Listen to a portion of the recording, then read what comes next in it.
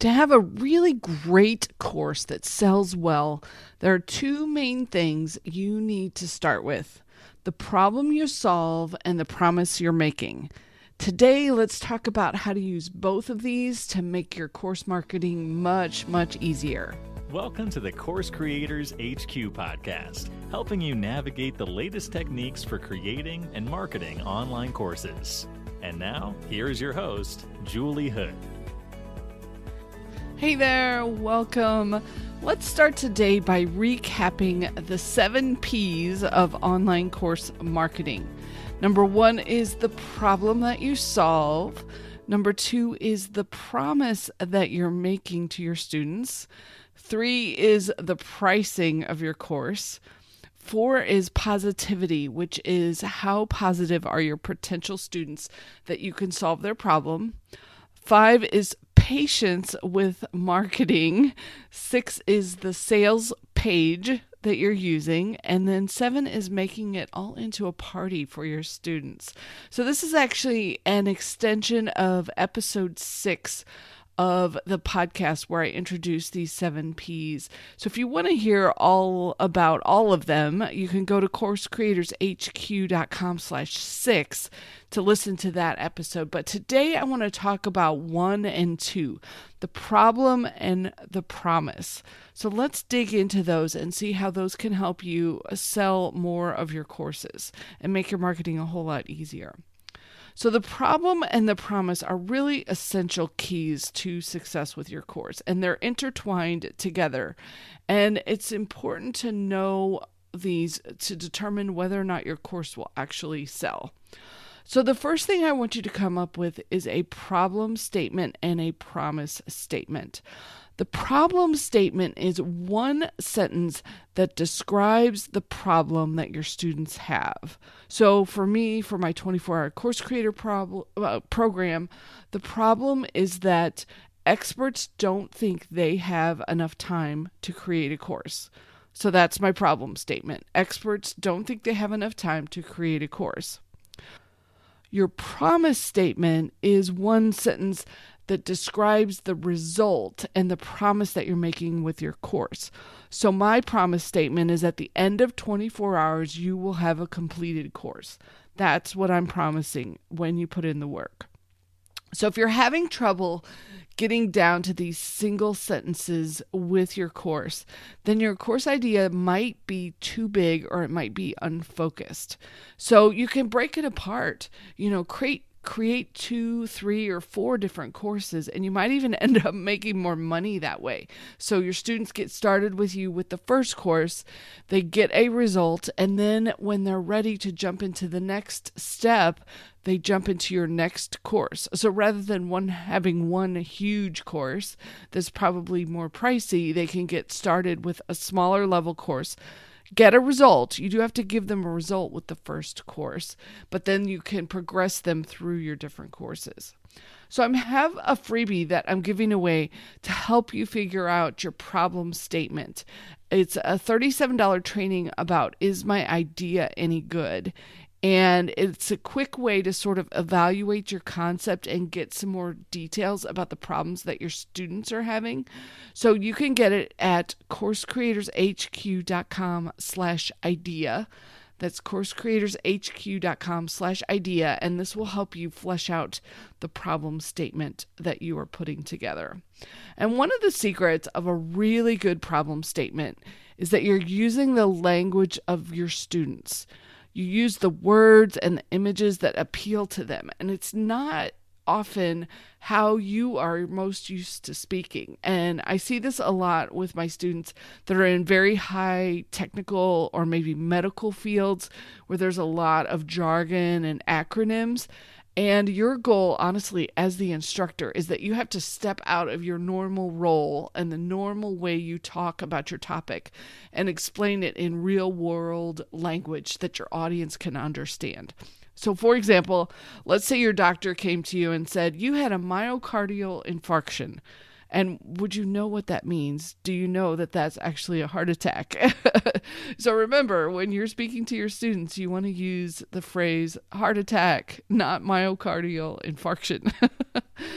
So as you're working on this, go where your students are: Facebook groups, Amazon book reviews, clubhouse rooms, and notice the language and the phrasing and the wording that they're using. Jot down some of these phrases and use them to make your problem statement and pull it together. And then I want you to craft your statement and try it out in a few Facebook groups that let you do research and just see, does this resonate with your audience? Do they agree that it's a problem? If they don't, either the course isn't relevant for them, or you may need to restate your problem statement. Okay, so now let's go on to the promise statement. And getting this right is one of the keys to knowing whether or not your course is going to sell. So remember, a potential student, if they're confused, they just say no and click away. So let's make it super clear and super simple for them. So you want a very clear promise statement that says exactly what they will experience, or maybe what they know, or what they'll be able to do at the end of your course. And that is essential here with the promise statement. We are focusing very much on the result that they get after they've gone through your course. We're not talking about what they do inside your course. The promise statement talks about when you're done, this is what will happen for you. So for my 24-hour course creators, the promise statement is that at the end of 24 hours, you will have a completed course. And so you see, I'm not talking about how we're going to do that. I'm not talking about modules or lessons or any of that. I'm talking about the end result that they get from taking the course. So it's take this course and you will blank. And if you're having trouble filling in that blank, then your course either might be a little bit unfocused and you need to tighten it up a bit, or it could be too big and it's just there's so much going on that it's too much to fill in for one sentence. So you might have to shorten it or break it up. So spend some time on this. And here's some questions to help you focus. Think about what solution is that you're offering.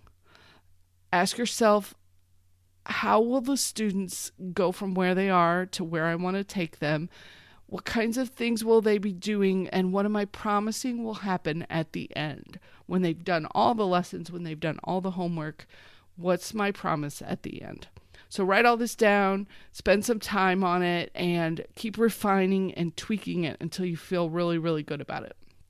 The second piece of the promise is that you do need to have done this before, at a minimum for yourself, but hopefully for some others too. So you may need to start with what's called a beta version of your course, where you get some students and you help them get results so that then you have a few testimonials that you can use in your marketing. You also want the promise to be as specific as you can be. Now, obviously, don't make promises that you can't keep, but keeping the result focused and clear will definitely help with the sales. And then another really important piece of this promise statement is that you, as the instructor, don't just dump everything you know into your course and leave your student kind of floundering through lesson after lesson without really having a direction. Your job as the teacher is you want to narrow the path for them and share what's absolutely necessary to get them to the promised result. And your expertise is actually narrowing down the knowledge to what is essential. Yeah, we can all go out to YouTube and look at hours and hours of YouTube videos and maybe get to the answer. But what I'm paying you for is the instructor to have narrowed all that down for me into the shortest possible amount of information so that I don't have to waste my time. You're going to save me time because you're going to tell me exactly what I need to know in the order I need to know it. So I've seen way too many courses where the instructor just kind of throw out everything they know about a topic and turn it into a course. And that's a really bad idea.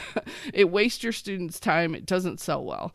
So your job is to sort of be the gold miners of the 1800s, where they're sifting through the dirt and the sand and the gravel to pull out the gold. You want to sift through everything that your students could potentially do and sift out what are the lessons they actually must do in order to get this promised result.